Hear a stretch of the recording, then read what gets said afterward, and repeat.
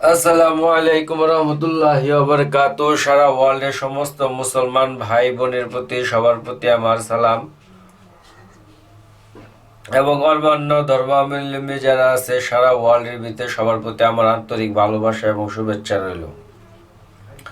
আল্লাহ তাআলা সর্বশক্তিমান মহান আল্লাহ তাআলা বলেন, কুল আল্লাহু আহাদ, আমি আল্লাহ এক, আল্লাহুস সামাদ, লাম ইয়ালিদ ওয়া লাম ইউলাদ ওয়া লাম ইয়াকুল লাহু কুফুয়ান আহাদ। আল্লাহ তাআলা মহাপরাক্রমশালী, আল্লাহ তাআলা একক, তিনি কারো কাছ থেকে জন্ম নেয় নাই, কাউকে জন্ম দেয় নাই, এবং তিনি কারো মুখাপেক্ষী না, তিনি স্বয়ং সম্পূর্ণ। ওরকম এবং মহান সৃষ্টিকর্তার কাছে আমি যখন নিজেকে আত্মসমর্পণ করবে, নিজেকে আমি বিলীন করে দিব, তখনই আমার মনের ভিতরে শান্তি আসবে। মানুষের টাকা পয়সা, ধন দৌলত, বাড়ি গাড়ি, অনেক কিছু আছে, যদি তার মনের ভিতরে সবর না থাকে তখন সে কখনোই শান্তি পাবে না। আর এই শান্তিকে পাওয়ার জন্য সে বিভিন্ন ধরনের শান্তির উপকরণ সে খুঁজতেছে, কিন্তু ওই উপকরণগুলা সে ব্যবহার করার পরেও শান্তি পাইতেছে না। কারণ কি? তার চিন্তা, তার থিওরি, তার মাইন্ড সেটিং এগুলো ভুল ছিল, যার ফলে সমস্ত কিছু থাকার পরেও সে শান্তি পাইতেছে না, এবং সে শান্তির জন্য যে সমস্ত পথগুলো অবলম্বন করতেছে এগুলো আকারও তাকে ক্ষতির দিকে নিয়ে যাইতেছে। যারা এই শান্তির জন্য বিভিন্ন ধরনের শান্তির যে সমস্ত ইসলামের বাইরে উপকরণ আছে এগুলার দিকে যারাই ধাবিত হইতেছে, বরং আরো বেশি তারা ডিপ্রেশন, হতাশা, অ্যাংজাইটি, ফোবিয়া, প্যানিক ডিসঅর্ডার, বিভিন্ন ধরনের সমস্যার সম্মুখীন হইতেছে। সেই কারণে আমি যে অবস্থায় থাকি আলহামদুলিল্লাহ। আল্লাহ তাআলা বলেন যে জলে স্থলে পাহাড়ে পর্বতে যা কিছু ঘটতেছে সবকিছু তোমাদের নিজের হাতের, তোমাদের কৃতকর্মের ফসল।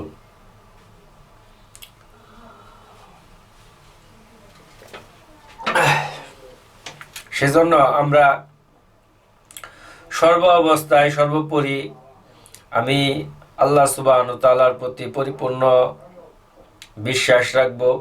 আমি যতটুকু চেষ্টা করব, আমার যে যে জায়গা আছে, আমার যে আল্লাহ তাআলা আমাকে যে জায়গাতে আমাকে উপবিষ্ট করাইছে, যে স্থানে আমাকে বসাইছে, সেখানে আমি আল্লাহ তাআলার হুকুমকে পরিপূর্ণ মানার জন্য যতটুকু আমার সাধ্য আছে আমি সাধ্য মতন চেষ্টা করে যাব।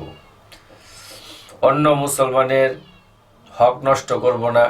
আল্লাহ সুবহানাহু ওয়া তাআলা বলছেন যে বান্দা যদি আমার সাথে গুনাহ করে, একমাত্র শিরকের গুনাহ ব্যতীত আমি সমস্ত গুনাহকে মাফ করে দিব। আল্লাহ তাআলা শিরককে পছন্দ করে না। শিরিক আল্লাহ তাআলার নিকট সবচেয়ে বড়, মস্ত বড় গুনাহ। লোকমান হাকিম তার ছেলেকে বলতেছেন, ইয়া বুনাইয়া লা তুশরিক বিল্লাহ ইন্না শিরকা লা যুলমুন আযীম। ইন্না এখানে একটা হরফ গ্রামারের ভাষায়, নিশ্চয় নিশ্চয় নিশ্চন্দেহে যারা আল্লাহর সাথে শরিক করে, হে বৎস কখনো তুমি আল্লাহর সাথে শরিক করিও না। যেটা জুলমে আজিম, মস্ত বড়, আল্লাহ তাআলার সাথে কাউকে শরিক করা, এটা আল্লাহ তাআলাকে পছন্দ করেন না। সেই জন্য আমরা শিরিক ব্যতীত আল্লাহ তাআলা চাইলে যে কোনো ধরনের গুনাহকে মাফ করে দিতে পারেন। কিন্তু বান্দার হকের ভিত্তিতে একটা হচ্ছে হকুল্লাহ আর একটা হচ্ছে হকুল ইবাদ। একটা হচ্ছে বান্দার হক আর একটা হচ্ছে হকুল্লাহ, আল্লাহর হক। শিরিক ব্যতীত আল্লাহ তাআলা সমস্ত গুনাহকে আল্লাহ তাআলা চাইলে মাফ করে দিতে পারেন, এখানে আল্লাহ তাআলার ইচ্ছা। কিন্তু বান্দার হকের ব্যাপারে আল্লাহ তাআলা এটা তার কাছ থেকে ক্ষমা চাইতে বলবেন। আর তার কাছ থেকে ক্ষমা চাওয়ার ব্যাপারে হাসরের ময়দানে এমন একটা কঠিন সময় আমাদের সামনে আসবে, ইদা ওয়াকাতিল ওয়াকিয়া, যেটা এমন একটা ভয়াবহ পরিস্থিতি ঘটবে, হ্যাঁ, সেখানে ছেলে তার সন্তানকে চিনবে না, স্ত্রী তার স্বামীকে চিনবে না, স্বামী তার স্ত্রীকে অস্বীকার করবে, তার সন্তানকে অস্বীকার করবে। স্ত্রী তার স্বামীকে অস্বীকার করবে, এরকম ভাবে মানে এমন এক মানে কঠিন পরিস্থিতি, যে কঠিন পরিস্থিতির ভিতরে তখন কেউ কাউকে চিনবে না।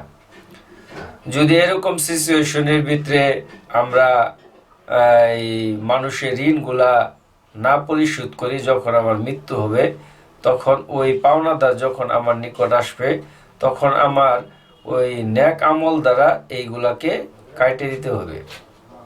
সেজন্য আসলে বিপদের মুহূর্ত কেউ কাউকে চেয়ে না, এটাই দুনিয়াতে মানুষ ইতিহাস আদি পিতা আদম আলাইহিসসালাম থেকে নিয়ে এই 2024 সালেও আজকে 9 তারিখ ডিসেম্বর মাস পর্যন্ত আমরা দেখে আসছি যে বিপদের সময় সারা ওয়ার্ল্ডের ভিতরে যত ইতিহাস আছে, বিপদের মুহূর্ত তখন কেউ কাউকে চিনে না। এই জন্য আল্লাহ তাআলা বলছেন হাসরের ময়দানে মানুষ বলবো ইয়া নফসি ইয়া নফসি, এবং কি আমাদের নবী মুহাম্মদ সাল্লাল্লাহু আলাইহি ওয়াসাল্লাম পর্যন্ত ব্যতীত সমস্ত নবীরা পর্যন্ত হয়রান হয়ে যাবে, পেরেশান হয়ে যাবে। মুসা আলাইহিস সালাম উম্মতরা মুসা আলাইহিস সালামের নিকট দৌড়াইতে থাকবে, ঈসা আলাইহিস সালামের যারা অনুসারী ছিল তারা তার নিকট দৌড়াইতে থাকবে, ইব্রাহিম আলাইহিস সালামের উম্মতরা ইব্রাহিম আলাইহিস সালামের নিকট দৌড়াইতে থাকবে, দাউদ আলাইহিস সালামের অনুসারীরা দাউদ আলাইহিস সালামের নিকট দৌড়াইতে থাকবে, জাকারিয়া আলাইহিস সালামের অনুসারীরা জাকারিয়া আলাইহিস সালামের নিকট দৌড়াইতে থাকবে, ইয়াহিয়া আলাইহিস সালামের অনুসারী ইয়াহিয়া আলাইহিস সালামের নিকট দৌড়াইতে থাকবে, ইউসুফ আলাইহিস সালামের অনুসারীরা ইউসুফ আলাইহিস সালামের দিকে দৌড়াতে থাকবে, সুলাইমান আলাইহিস সালামের অনুসারীরা সুলাইমান আলাইহিস সালামের সঙ্গে দৌড়াতে থাকবে, সালেহ আলাইহিস সালামের অনুসারীরা সালেহ আলাইহিস সালামের নিকট দৌড়াতে থাকবে, হুদা আলাইহিস সালামের অনুসারীরা হুদা আলাইহিস সালামের নিকট দৌড়াতে থাকবে। শেষ ফিনিশিং মুসা আলাইহিস সালামের নিকট যখন তারা এরকম ভাবেই হবে, তখন তারা এরকম পরামর্শ করবে নবী মুহাম্মদ সাল্লাল্লাহু আলাইহি ওয়াসাল্লামের নিকট আমরা সবাই যাই, তো উনি যদি আল্লাহর নিকট সুপারিশ করে তাহলে হয়তো বিচার কার্য শুরু হবে। মানুষ হাসরের মাসের কষ্টের জন্য তখন সে এই কি করে কয় এই বিচারের জন্য অপেক্ষা করবে, যে এই কষ্টের ভালো লাগতেছে না। কারণ মানুষ এই বিচারের আগে যে টাইমটা যখন তাকে ডাকা হয়, এর জন্য যখন কোর্টের বারান্দায় তাকে দীর্ঘতি লম্বা টাইম লম্বা সময় তাকে এই রাখা হয়, তখন সে মানসিকভাবে বিপর্যস্ত হয়ে যায়। সে এরকম বলতে থাকে যে আমার যদি জেল হয়ে যায় তাও ভালো, কিন্তু এখানে দাঁড়ায় থাকে আমার আর ভালো লাগতেছে না, আমার অত্যন্ত আমি নার্ভাস সিমটম সে বোধ করে। সে ওই রকম সিচুয়েশন হাসুরের মাঠেও হবে, যে সূর্য এরকম নিচে নেমে আসবে আর জমিনটা অত্যন্ত গরম হয়ে যাবে। এই অবস্থার ভিতরে তারা সবাই বলবে যে বিচারের কার্যক্রম শুরু করার জন্য। তখন আল্লাহ রসুল সাল্লাল্লাহু আলাইহি ওয়াসাল্লাম সিজদায় পড়ে যাবেন, আর আল্লাহ রসুল সাল্লাল্লাহু আলাইহি ওয়াসাল্লামের সিজদার কারণে আল্লাহ তাআলা রাজি হয়ে রাসূলুল্লাহ সাল্লাল্লাহু আলাইহি ওয়াসাল্লাম বলবেন, হে আমার হাবিব আপনি মাথা উঠান। তখন আল্লাহ তাআলা বিচার কাজ শুরু করবেন এবং সারিউল হিসাব, খুব দ্রুত হিসাব বান্দাদের হিসাব করবেন। কারণ প্রত্যেকের যারা পরিমাণ হিসেবকে আল্লাহ তাআলা মানে বরাবর করে দিবে। একটা মশালা সিং মোষ ছাড়া সিংহে একটা মশালা সিংহ মোষ, একটা মানে সিংহালা মোষ সিংহালা যা যে মোষটার মাথার ভিতরে সিংহ নাই তাকে গোতা দিছে, সেটাও বদলা দিয়ে দেওয়া হবে। এরকম ভাবে প্রত্যেকটা জীবজন্তু এগুলা করে সেরে সবাইকে আল্লাহ তাআলা মৃত্যুকে নিশ্চিত করে দিবে। আর মানুষ এবং জিন জাতির মৃত্যুকে রেখে আল্লাহ তাআলা কি করবে, তাদের মৃত্যু এক আরাফ নামক এক দুজকের বেহেশতের মাঝখানে তাদেরকে জবাই করে দিবে। তাদের আর কোনো মৃত্যু হবে না। তারা যারা জান্নাতে থাকবে তারা আবাদুল আবাদ মানে লাস্ট পর্যন্ত তারা জান্নাতে থাকবে, যেটা শুরু হবে আর কোনো দিন শেষ হবে না। আর যারা জাহান্নামে থাকবে তাদের সেটাও শুরু হবে আর কোনো দিন শেষ হবে না। এখন এটা জীবনটা আসলে কত দূর, আমরা দুনিয়ার জিন্দেগি আল্লাহ তাআলা বলছেন সাআতান, মানে একটা মাইক্রো সেকেন্ড না আকারে তার সময়। ইমাম গাজ্জালী রহমতুল্লাহ আলাইহি একটা উদাহরণ দিছে যে এই পৃথিবীটা আজকে পুরা পৃথিবীর ভিতরে আজকে এই সূর্যটা কতটুক বড়? বলতেছে সূর্যটা পৃথিবীর চেয়ে 13 লক্ষ গুণ বড়। সূর্যটা পৃথিবীর চেয়ে 13 লক্ষ গুণ বড়। আর বলতেছে সূর্যের চেয়ে এক একটা নক্ষত্র কোটি কোটি গুণ বড়। আর একটা নক্ষত্র থেকে আরেকটা নক্ষত্রের দূরত্ব হইতেছে 1 সেকেন্ডে আলোর গতি 1,86,000 মাইল। একটা নক্ষত্র থেকে আরেকটা নক্ষত্রের দূরত্ব কয়েক হাজার আলোর বছরের দূরত্ব। এখন হাজার হাজার নক্ষত্র মিলে একটা গ্যালাক্সি গঠিত হয়েছে। এরকম হাজার হাজার ছায়াপথের সন্ধান এরকম বর্তমান প্রযুক্তিবিদ যারা আছে তারা এগুলো পাইছে। তাহলে এই প্রথম আসমানের নিচে আবার আছে এই ব্ল্যাক হোল, কালো গুহা। এই ছায়াপথগুলো যদি ওদের কাছ দিকে যায় তাহলে ওই গুহার ভিতর দিকে যখন যায় তখন ওই গুহার ভিতরে তারা চুম্বকের মতন কোটি কোটি নক্ষত্রকে তারা একবারে লজেন্সের মতন চুষে খায় ফেলা। এগুলো সব প্রথম আসমান নিচে। এখন আল্লাহ সুবহানাহু ওয়া তাআলা যদি এই কায়নাতটা, এটা যে কত খালি জায়গা পড়ে রয়েছে, এটা আল্লাহ সুবহানাহু ওয়া তাআলা কোরআনে কারিমের ভিতরে বলছে। কিন্তু বর্তমান প্রযুক্তি সায়েন্স তারা এইগুলা বলতেছে যে এক একটা নক্ষত্র সূর্যের চেয়ে কোটি কোটি গুণ বড়। আর একটা নক্ষত্র থেকে আরেকটা নক্ষত্র দূরত্ব কয়েক হাজার আলোর বছরের দূরত্ব। আর 1 সেকেন্ডে আলোর গতি হলো 1,86,000 মাইল। তো বলতেছে যে এরকম পুরা দুনিয়াটাকে খালি বানাই দেওয়া হইলো প্রথম আসমান থেকে জমিন পর্যন্ত, একবারে ফাউকাল আর্ধ, জমিনের উপর থেকে নিয়ে একবারে ফাউকাল আর্ধ, জমিনের নিচ পর্যন্ত এরকম কি করলো, পুরোটাই খালি বানাই দিয়ে সেরে এখানে পুরোটাই সরিষার দানা দিয়ে ভরে দেওয়া হলো। ঠিক সেম কোয়ালিটির এরকম আরেকটা দুনিয়া বানানো হইলো। ওই দুনিয়া থেকে 1000 বছর পরে একটা কবুতর আসে সেরে এই দুনিয়া থেকে একটা সরিষার দানা নিয়ে ওই খালি দুনিয়াতে রাখে। আবার সে 1000 বছর ওই জায়গাতে সে ওয়েট করে। আবার 1000 বছর পরে এই ভরা দুনিয়াতে আসে একটা কবুতর ওই সরিষার একটা দানা নিয়ে আবার ওইখানে যাওয়ার পর আবার 1000 বছর পরে 1000 বছর পর্যন্ত ওই দুনিয়াতে সে ওয়েট করে। আবার সেই দুনিয়াতে আসে, আইসে সেরে এই ভরা দুনিয়া থেকে একটা সরিষার দুনিয়া নিয়ে খালি দুনিয়াতে রাখে। এরকম ভাবে চলতেই থাকে। সে 1000 বছর ওয়েট কইরা আবার এই ভরা দুনিয়া সরিষা খালি দুনিয়া নেয়। বলছে কোনো না কোনো কালে মিলিয়ন মিলিয়ন ট্রিলিয়ন বিলিয়ন কোনো না কোনো কালে, যেটা কম্পিউটার প্রযুক্তি এখানে হিসাব করতে পারবে না, কোনো না কোনো কালে এটা ভরা দুনিয়ার শস্য নিয়ে খালি দুনিয়াতে বইরে শেষ করবে। এবং কি এই ভরা দুনিয়ার শস্য শেষ হয়ে যাবে কোনো না কোনো কালে।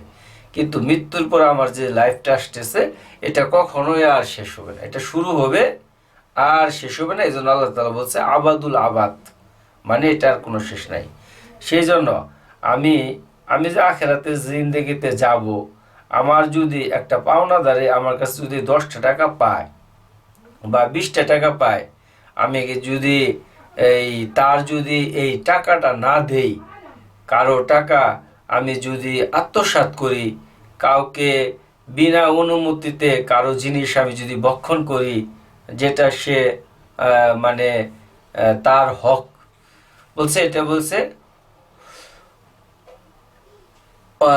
হক, একটা হচ্ছে হকুল ইবাদ, বান্দার হক। তো বান্দার হক যদি আমি করি তো একে আমাকে আমল নামা দিয়ে পরিশোধ করতে হবে। আর ওই পরিশোধ করবার যায় সেরে দেখা যাবে আমার যদি আমল নামা দিয়ে পরিশোধ না হয় তখন আমার তার গুণাগুলাকে আবার আমার ঘাড়ে চাপাই দেওয়া হবে। সেই জন্য আমরা যত ধরনের বান্দার হক থেকে আমরা সবসময় সচেতন থাকব। বান্দার হকের বেলায় আল্লাহ তাআলা পুঙ্খানু এরকম বান্দার বেলার হকের ব্যাপারটা খুব গুরুত্ব সহকারে হাসরের মাঠে আল্লাহ সুবহানাহু ওয়া তাআলা বিচার করবেন।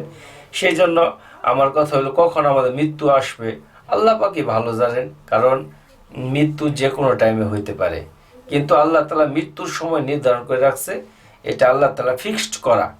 1 সেকেন্ড এদিক সেদিক হবে না, সে যত সুদূর্ঘ প্রাচীরের ভিতরেই বাস করুক না কেন। ইযা জা আজালুহা লা ইস্তাকদিমু সাআতান লিকুল্লি উম্মাতিন, প্রত্যেক উম্মতের জন্য মৃত্যুর সময় এবং স্থান নির্ধারণ করা। আর এটা 1 সেকেন্ড এডিক্ট হয়ে, কিন্তু মৃত্যুর সময়টা আমার জন্য কখনো আমার জানা নাই। সেই জন্য যেহেতু এটা জানা নাই, এই জন্য সবসময় আমাকে মৃত্যুর প্রিপারেশন, প্রস্তুতি নিয়ে থাকতে হবে এনি টাইম। এভরি টাইম কি আমি মৃত্যুবরণ করতে পারি, আমার মৃত্যু হয়ে যেতে পারে। সেই জন্য সর্বদাই আমাকে প্রস্তুত থাকতে হবে মৃত্যুর জন্য, যাতে করে আমি মৃত্যু আমাকে যখন আজরাইল আলাইহিস সালাম আসবে, আসার সাথে সাথে আমি মৃত্যুকে আলিঙ্গন করি, মৃত্যুকে আমি দেখে ভয় না করি। মৃত্যুর মতন এত আনন্দদায়ক, স্নিগ্ধ এবং মধুর কোনো কিছু নাই। কারণ মৃত্যু হইতেছে আল্লাহ তাআলার সাথে মিলিত হওয়ার জন্য আমার একটা বাধা। আর এই যখন মৃত্যুটা হবে, তখন আল্লাহ তাআলার সাথে মিলিত হওয়ার জন্য আর কোনো বাধা থাকলো না, আমার আল্লাহ তাআলার সাথে মিলিত হওয়ার জন্য একটা দ্বার খুলে গেল। সেইখানে মৃত্যুকে আমি ওয়েলকাম জানাই। মৃত্যু অত্যন্ত খুশির একটা বিষয়। এখানে আমি মৃত্যুকে কামনা করতে বলতেছি না, কিন্তু যারা মৃত্যুকে নিয়ে সবসময় ভয় পাইতেছেন, মৃত্যু তো অবধারিত। আল্লাহ তাআলা বলছেন, কুল্লু নাফসিন যায়কাতুল মউত, সমস্ত প্রাণীকুলের সমস্ত যার জীবন আছে তার মৃত্যু স্বাদ গ্রহণ করতে হবে। Every animal is mortal. সেই জন্য আমরা মৃত্যুকে সবসময় সর্বদাই প্রস্তুত থাকি। আর মৃত্যুর জন্য আমি যদি সর্বদাই প্রস্তুত থাকি, তাহলে আমাকে ওইরকম মন মানসিকতা, ওইরকম নিজেকে মাইন্ড সেটিং, ওইরকম নিজের জীবন ওইরকমভাবে পরিচালনা করতে হবে, যাতে করে আমি আল্লাহ তাআলার কাছে আমার যে হিসাব দিতে হবে, সারিয়ন হিসাব, দ্রুত আল্লাহ তাআলা হিসাব নেবেন, যাতে করে আমি ওই জায়গাতে ধরা না পাইরা যাই। সেই জন্য আমি আজকে আমার কথাকে আমি শেষ করতেছি। সেটা হলো আজকে 9 তারিখ ডিসেম্বর মাস 2024 সাল। আমরা সর্ব অবস্থায় মৃত্যুর জন্য প্রস্তুত থাকব।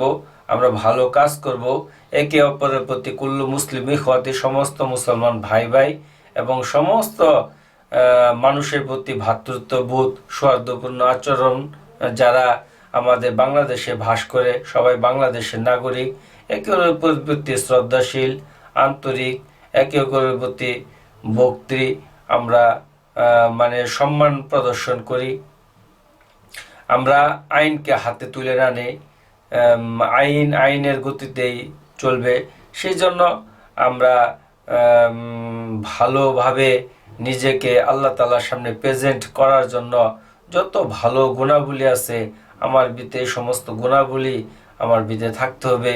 আমাকে কষ্ট দিয়ে থাকলে আমি আল্লাহর জন্য তাকে মাফ করে দেই।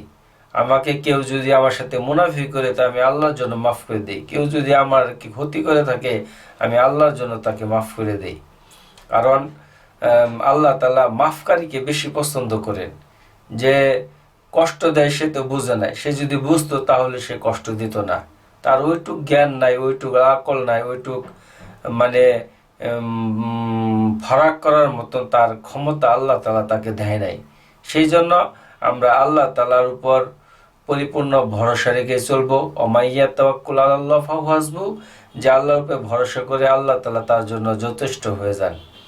আর আমরা প্রতিটা নিঃশ্বাসে নিঃশ্বাসে আল্লাহ তাআলার জিকির, আল্লাহ তাআলার ধ্যান খেয়াল দিলের ভিতরে পয়দা করা, এবং রাসূলুল্লাহ সাল্লাল্লাহু আলাইহি ওয়াসাল্লামের প্রতি আমরা দরুদ পড়ব এবং বেশি বেশি আস্তাগফার পড়ব, এবং সমস্ত জিন এবং ইনসানের জন্য আল্লাহ তাআলার কাছে চোখের পানি ফেলায় ফেলাইয়া দোয়া করব। সারা ওয়ার্ল্ডের ভিতরে একদম জাপান থেকে নিয়ে একদম আমেরিকা এবং নরওয়ে থেকে নিয়ে নিউজিল্যান্ড, মাদাগাস্কার থেকে নিয়ে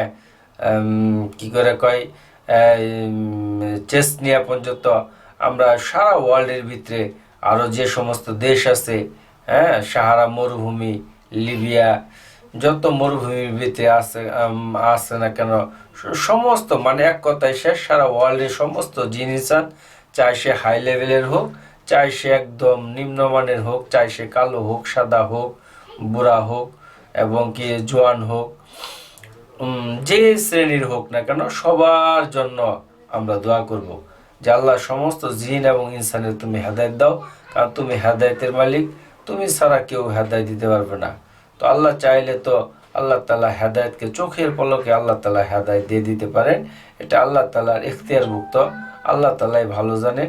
এই জন্য আল্লাহ তাআলার কাছে হেদায়েত চাওয়া, নিজের হেদায়েত চাওয়া, পরিবারের হেদায়েত চাওয়া, পাড়া প্রতিবেশী হেদায়েত চাওয়া এবং নিজেও কীভাবে ভালো থাকবো, এই জন্য 24 ঘন্টা আমাদের কাছে কারিন নামক একটা শয়তান নিযুক্ত আছে। সে আমাকে প্রতি মুহূর্তে সে ধোঁকা দিতেছে। তার ধোঁকা থেকে আমাকে নিজেকেই মানে বাঁচার জন্য নিজেকে চেষ্টা করতে হবে। তো আল্লাহ তাআলা আমাদেরকে এই কথাগুলোকে বোঝার তৌফিক দান করুক। আর আমার একটা কথা সবসময় আমরা বলি, আমরা অনেকে মানে খুব ভালো সাজি, কিন্তু আমার ভিতরে মুনাফিকি। আল্লাহ বলছেন ইন্নাদ দারকি আসফিলি মিনান নার, ইন্নাল মানে আয়াতটা আমার মানে সঠিক খেয়াল আসতেছে না, মানে মুনাফিকরা জাহান্নামের নিচের তবকায় বাস করবে। আর সাধু না সাজি, সাধুর আমরা ভান করে না করি, সাধুর আলখাল্লা না পড়ি। প্রকৃতপক্ষে আমি একজন ভালো মানুষ হই, আমার উপরটাও যেরকম পরিষ্কার থাকবে আমার ভিতরটাও যেন পরিষ্কার থাকে। মানুষ যেন না বলে যা হারে এই সাধুর লেবাস ধরে সেরে সেইগুলা করলো, এই ধরনের কথা না বলে। কারণ এটা অত্যন্ত দুঃখজনক বিষয়। সেই জন্য আমরা সাধু না সাজি, প্রকৃতপক্ষে সাধু হই, প্রকৃতপক্ষে ভালো মানুষ হই। আর নিজেকে ভালো মানুষ করার জন্য নিজের প্রতি নিজেকে যত্ন নিতে হবে, নিজের প্রতি নিজেকে খেয়াল রাখতে হবে এবং যারা বুঝতেছে না তাদেরকে বোঝানোর জন্য চেষ্টা করতে হবে এবং সৎ কাজের জন্য আশেদ, অসৎ কাজের জন্য নিষেধ করতে হবে। এর জন্য কিছু প্রতিকূল পরিবেশ যদি তৈরি হয়, তার জন্য নিজেকে প্রিপারেশন নিতে হবে। কারণ সত্যের জন্য অনেক সময় বিভিন্ন রকমের প্রতিকূল পরিবেশ তৈরি হয়েছে, এর জন্য হতাশ হওয়া যাবে না। এটা মাইন্ড সেটিং তৈরি করতে হবে যে এরকম হতেই পারে। যাই হোক, আল্লাহ সুবহানাহু ওয়া তাআলা সর্বোপরি সর্বক্ষমতার মালিক, তিনি আমাদেরকে হেফাজত করুক। তিনি সমস্ত কিছুর মালিক। তিনি রাজাকে ফকির বানাইতেছেন, ফকিরের রাজা বানাইতেছেন, মরুভূমিকে সাগর বানাইতেছেন, সাগরে মরুভূমি বানাইতেছেন। এইগুলা মানে আল্লাহ তাআলা বারবার বলছে ইয়াখলুকু মা ইয়াশা, আমি যা ইচ্ছা তাই করি। তো আল্লাহ তাআলা করছেন। মুসা আলাইহিস সালামের নাম আল্লাহ তাআলা কোরআনের ভিতরে সবচেয়ে তিনি বেশি নাম নিছেন। মুসা আলাইহিস সালামের যখন ফেরাউন ধাওয়া করলো, তা মুসা আলাইহিস সালাম এবং তার দলবলরা যখন সামনে গেল, তখন যা দেখলো যে সে বিশাল এক নদী। এখন এই নদী এবং পিছনে হইতেছে ফেরাউন এবং ফেরাউনের সৈন্যবাহিনী।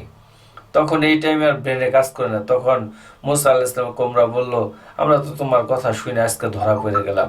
তখন মুসা আলাইহিস সালাম বলল যে আমাদের সাথে আল্লাহ তাআলা আছেন। তখন আল্লাহ তাআলা হুকুম করলেন, মানে হে মুসা, তোমার নিকট যে আসা আমার লাঠি আটে আছে, তুমি লাঠি দিয়ে পানির ভিতরে বাড়ি মারো। তো বাড়ি মারছে, আল্লাহ তাআলা রাস্তা করে দিছে।